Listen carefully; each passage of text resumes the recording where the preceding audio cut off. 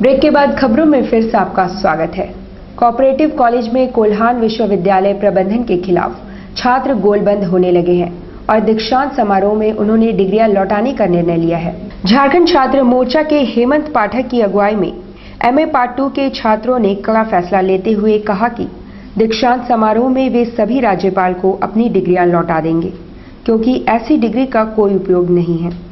उनका कहना है कि परीक्षा में पहले 32 छात्रों को फेल किया गया, बाद में फिर परीक्षा फल निकाला गया जिसमें सभी को फर्स्ट डिवीजन घोषित किया गया, पर बाद में जब मार्कशीट पर नजर डाली गई तो छात्रों को 0, 2, 10 इस तरह से नंबर दिए गए हैं।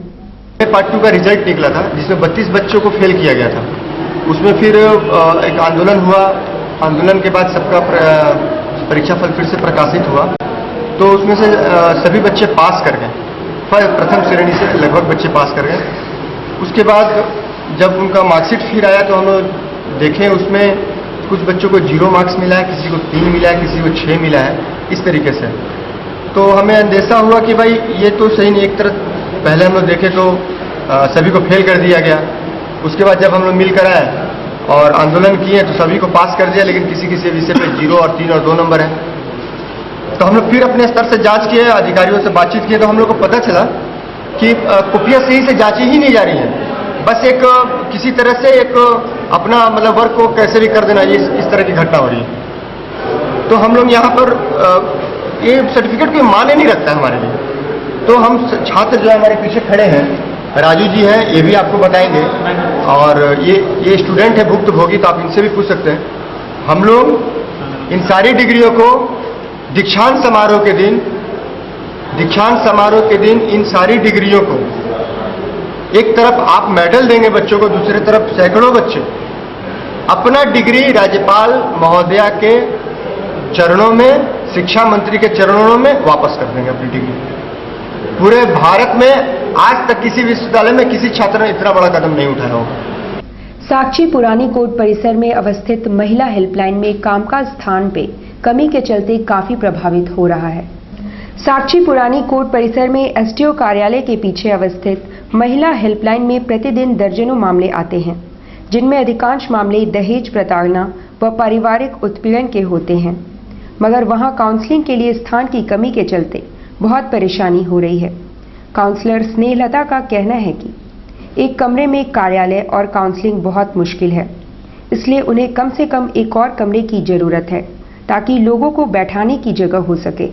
जो जैसा सर बताए रूम का दिक्कत हो रहा है।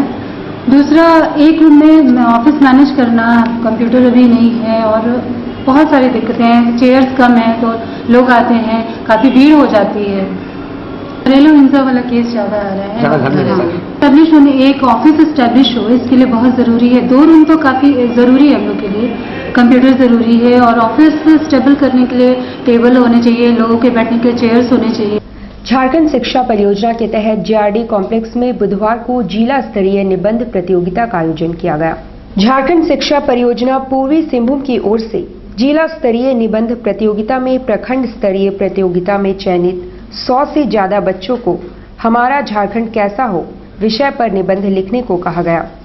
जिला शिक्षा पदाधिकारी डॉक्टर इंद्रभूषण सिंह ने कहा कि बच्चों में लेखन प्रतिभा को निखारने में ऐसी प्रतियोगिताएं बहुत सहायक होती हैं।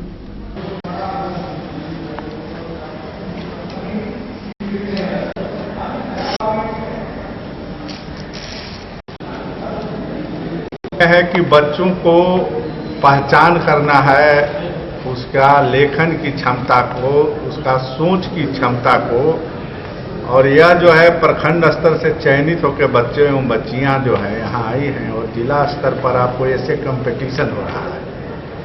और इसका विषय जो है आपका हमारा झारखंड कैसा हो, उसी के संदर्भ में जो है ये लोग जो बच्चे एवं बच्चियों लिखेंगे और हमारे जजेस जो हैं, एक्सपर्ट जजेस जो हैं, ऐसा कई प्रतियोगिता को वो जो है बहुत ही भली भांति से जो है जजमेंट दिए हैं। तो जज करके जजमेंट देंगे और उसी में जो है प्रथम, द्वितीय और तृतीय स्थान जो प्राप्त करेंगी बच्चियां अथवा बच्चे दोनों ग्रुप में, वो लोग जो है राज्य स्तरीय प्रतियोगिता में भाग लेंगे एवं लेंगे। और उम्मीद है कि कहीं ना कहीं से अभी तक जो है हमारा कम से कम जमशेदपुर जो जिला है, कोई भी प्रतियोगिता हुआ है तो राज्य स्तर पर जो है पुरस्कार जो है कुछ न कुछ लेकर के ही आया है। वहीं दूसरी ओर दयानंद पब्लिक स्कूल साकची में हिंदी एक्सटेम्पोर कंपटीशन का आयोजन हुआ, जिसमें 10 विभिन्न स्कूलों के प्रतिभागियों ने भाग लिया। इस दौरान राजस्थान विद्या मंदिर की प्राचार्य डॉक्टर शीला और ग्रेजुएट कॉलेज की प्रोफेसर डॉक्टर अनुभा जायसवाल निर्णायकों की भूमिका पर थी। स्कूल और कॉलेज में ड्रेस कोड होने चाहिए या नहीं, मैं अपने विचार व्यक्त करना चाहती हूँ। सबसे पहले तो मैं ये कहना चाहती हूँ कि स्कूल और कॉलेजों में ड्रेस कोड होना अनिवार्य है। भिन्न भिन्न स्कूल और कॉलेजों में अगर ड्रेस कोड ना हुए तो आप ही अनुमान लगाइए कि कितना कठिन हो जाएगा अलग अलग बच्चों को पहचानना। यहाँ तक कि उनके अपने शिक्षक भी उन्हें नहीं पहचान पाएंगे। बच्चे हर दिन अलग अलग कपड़े पहन करके स्कूल जाएंगे, जिससे स्कूल का नाम खराब होगा और ये बात किसी भी विद्यालय को शोभा नहीं देगी। मैं 10 स्कूल में पार्टिसिपेट किए हैं, लगभग 40 बच्चों ने पार्टिसिपेट किए हैं। ये प्रतियोगिता 2 भाग में किया गया। एक जूनियर कैटेगरी जिसमें 9 और 10 स्टैंडर्ड का स्टूडेंट पार्टिसिपेट किए और सीनियर कैटेगरी जिसमें 11 और 12 स्टैंडर्ड का स्टूडेंट ने पार्टिसिपेट किए। क्या उद्देश्य है? ये उसके बारे में उन लोगों का टॉपिक उसी समय उनको दिया गया 1 घंटा पहले। वो टॉपिक से उन लोग चीट में दिया गया था, उसमें सिलेक्ट करके जिसका बनी जो टॉपिक है। कदमा शास्त्री नगर की रहने वाली महिलाओं ने एक व्यक्ति पर नौकरी के नाम पर लाखों रुपयों की ठगी का आरोप लगाया है। कदमा शास्त्री नगर की रहने वाली विनीता देवी समेत अन्य 7 महिलाओं ने बुधवार को एसएसपी कार्यालय में रामानंद साहू नामक व्यक्ति की शिकायत की। उनका कहना है कि उक्त व्यक्ति ने नौकरी लगाने के नाम पर उनसे लाखों रुपयों की ठगी कर दी है और रुपए लौटाने में आनाकानी कर रहा है। मेरा पैसा है रामानंद साहू के पास में, वो पैसा हम लोग से लिया, मेरे से लिया। मेरी उसकी वाइफ आई, वो आया, उसका बेटा का भी आता था कि आपके हस्बैंड को सर्विस लगा देंगे, आपका बेटा को सर्विस लगा देंगे, और ऐसा करके मेरे से पैसा वो ठग लिया। 4.5 लाख रुपया। तकरीबन 1 साल हो गया, 2014 का ये मैटर है। और इसके लिए हम कदमा थाना में भी विज्ञापन सौंपे, वहाँ भी वो आया, वहाँ पे भी बोला कि हम 1 महीना के अंदर पैसा दे देंगे, अपना नहीं होगा तो घर बेच के देंगे। फिर वो मुकर गया और पैसा मेरा नहीं दिया, और के लगभग वो 7 महिला से 20-22 लाख रुपया ठगा है। और इससे पहले भी इसका यही काम था, इससे पहले भी सबसे पैसा ठगा था, किसी को कुछ। आज कहाँ हैं आप? अभी हम एसपी के पास आए हैं। लॉयला बीएड कॉलेज के छात्रों ने बुधवार को कॉलेज परिसर में जमकर हंगामा मचाया और प्राचार्य कक्ष पर तालाबंदी कर दिया।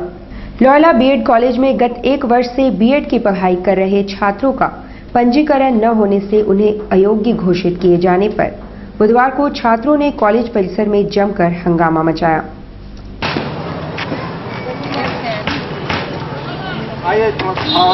लॉयला बीएड कॉलेज के छात्र हैं और हमारा फरवरी से मुद्दा चल रहा है। बिना रजिस्ट्रेशन का हम लोगों ने पूरा 1 साल क्लास कर लिया, रजिस्ट्रेशन नहीं हुआ। अभी एक पहले हंगामा किए थे हम लोग, तो आश्वासन मिला था कि फॉर्म भरा दिया जाएगा और फॉर्म भराया गया बिना रजिस्ट्रेशन का।